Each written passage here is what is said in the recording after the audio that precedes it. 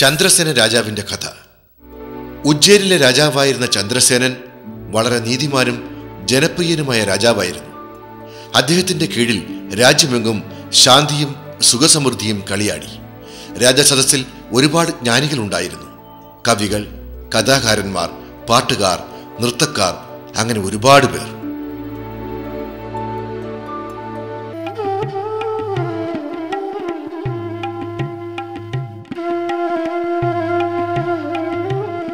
കാശിയിലെ പ്രമുഖ പണ്ഡിതനായ ശീതൾജി, താങ്കളുടെ പാദങ്ങൾ എന്റെ ഈ രാജധാനിയിൽ പതിഞ്ഞതിനാൽ ഞാൻ വളരെ സന്തോഷവാനാണ്. താങ്കളുടെ തേജസ് എന്റെയും ഈ രാജ്യത്തിന്റെയും സൗഭാഗ്യം വർദ്ധിപ്പിച്ചിരിക്കുന്നു. കാശിയിൽ വെച്ച് ഞാൻ താങ്കളെക്കുറിച്ച് ഒരുപാട് കേട്ടിട്ടുണ്ട്.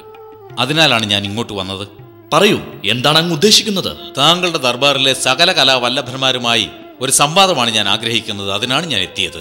അങ്ങനെയെങ്കിൽ താങ്കൾ ഇവിടെ കുറച്ചുകാലം താമസിച്ചാലും. ദയവായി ക്ഷമിക്കൂ രാജൻ. ഞാനിവിടെ എത്തിയപ്പോൾ തന്നെ എന്നെ കാശിയിലേക്ക് തിരിച്ചു വിളിച്ചുകൊണ്ടുള്ള ദൂത് ലഭിച്ചിരിക്കുന്നു. എനിക്ക് ഉടനെ പോകേണ്ടതുണ്ട്. താങ്കളുടെ ആഗ്രഹം പോലെ തന്നെ നടക്കട്ടെ. പക്ഷെ പോകുമ്പോൾ എന്റെ സമ്മാനമായി താങ്കൾ ഈ രത്നമാല സ്വീകരിച്ചാലും എന്റെ വലിയ ആഗ്രഹമാണ്. ഓഹോ, അമൂല്യമായ രത്നങ്ങൾ കൊണ്ടുള്ള ഒരു മാലയാണല്ലോ ഇത്. തീർച്ചയായും ഈ മാല താങ്കൾക്ക് നന്നായി ചേരും. കൊള്ളാം. താങ്കൾ ഇത് താങ്കളുടെ കൈകൾ കൊണ്ട് തന്നെ എന്നെ അണിയിക്കൂ. കാശിയിലെ മഹാപണ്ഡിതനായ ശീതളിന് ഞാൻ സമ്മാനിച്ച അമൂല്യമായ മാല മോഷ്ടിക്കുന്നതിനു വേണ്ടി അദ്ദേഹത്തെ ആരോ വധിച്ചിരിക്കുന്നു.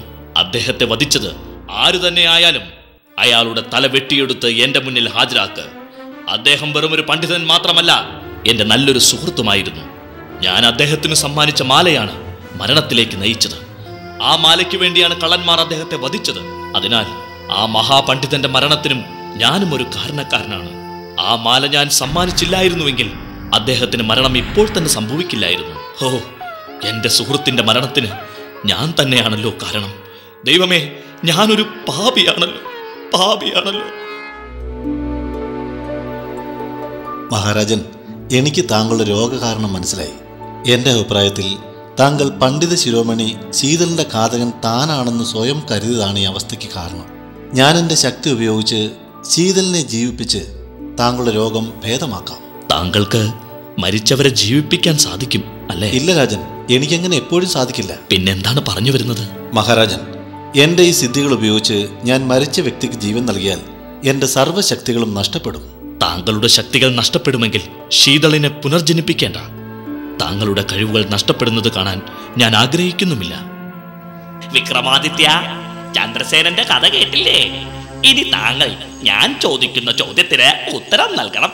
വൈദ്യനോട് ശീതളിനെ പുനർജനിപ്പിക്കേണ്ട എന്ന് പറഞ്ഞ് ശീതളിന്റെ മരണത്തിന് ഉത്തരവാദി താനാണെന്ന മനോവ്യഥയിൽ തന്റെ കാലം കഴിച്ച ചന്ദ്രസേനൻ വിധിയാണോ അല്ലയോ എന്നതാണ് എന്റെ ചോദ്യം.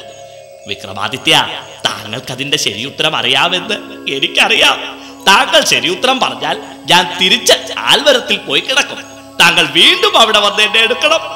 ഉത്തരം പറഞ്ഞിട്ട് പറയാതിരിക്കുകയോ തെറ്റായ ഉത്തരം താങ്കൾ നൽകുകയോ ആണെങ്കിൽ ആ നിമിഷം താങ്കളുടെ തല ആയിരക്കണക്കിന് കഷ്ണങ്ങളായി ചിന്ന ഭിന്നമായി പോകും. താങ്കൾക്ക് ഞാൻ പറഞ്ഞത് മനസ്സിലായി കാണുമല്ലോ അല്ലേ? ഞാൻ തീർച്ചയായും താങ്കളുടെ ചോദ്യത്തിന് ഉത്തരം നൽകാം. രാജാവ് ചന്ദ്രസേനൻ വിഡ്ഢിയല്ല. അദ്ദേഹം ഒരു സത്യസന്ധനായ ന്യായാധിപനാണ്. അദ്ദേഹം ശീതളിനെ പുനർജീവിപ്പിക്കാൻ ആജ്ഞ നൽകുകയാണെങ്കിൽ വൈദ്യശിരോമണി ഈ ഭൂമിയിൽ നിന്ന് ഇല്ലാതാകും. ഒരു ബ്രാഹ്മണഹത്യാ പാപം തീർക്കാൻ അദ്ദേഹം മറ്റൊരു ബ്രാഹ്മണഹത്യ നടത്തുന്നതിനാൽ രാജാവിന് അശാന്തിയോ രോഗമോ മാറില്ല. അതുപോലെ തന്നെ അദ്ദേഹം പണ്ഡിത ശിരോമണി ശീതളിനെ വധിച്ച മോഷ്ടാക്കളുടെ തല ഛേദിച്ചിരുന്നു. ഇനി ശീതളിനെ ജീവിപ്പിച്ചാൽ ആ ശിക്ഷ നടപ്പാക്കിയത് തെറ്റാവും. മാത്രവുമല്ല, വൈദ്യശിരോമണിയുടെ മരണത്തിന് ഉത്തരവാദികളായി രാജാവും ശീതളും മാറുകയും ചെയ്യും. ഇനി ശീതളിനെ പുനർജീവിപ്പിച്ചാൽ ദോഷങ്ങൾ കൂടുകയുള്ളൂ. അതിനാലാണ് ചന്ദ്രസേനൻ അങ്ങനെ ഒരു തീരുമാനമെടുത്തത്. ശരിക്കും ചന്ദ്രസേനൻ ബുദ്ധിമാൻ തന്നെ.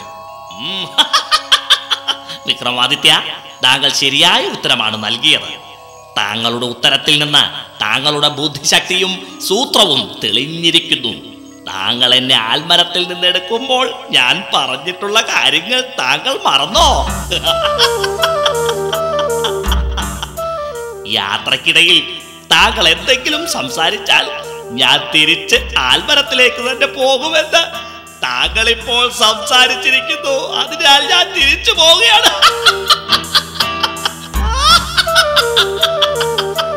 ഞാൻ അങ്ങനെ തോറ്റു പിന്മാറുന്നവനല്ല വേതാളമേ, അത് മനസ്സിലാക്കുക. നാം ഇനിയും വരും നിന്നെ കൊണ്ടുപോകാൻ.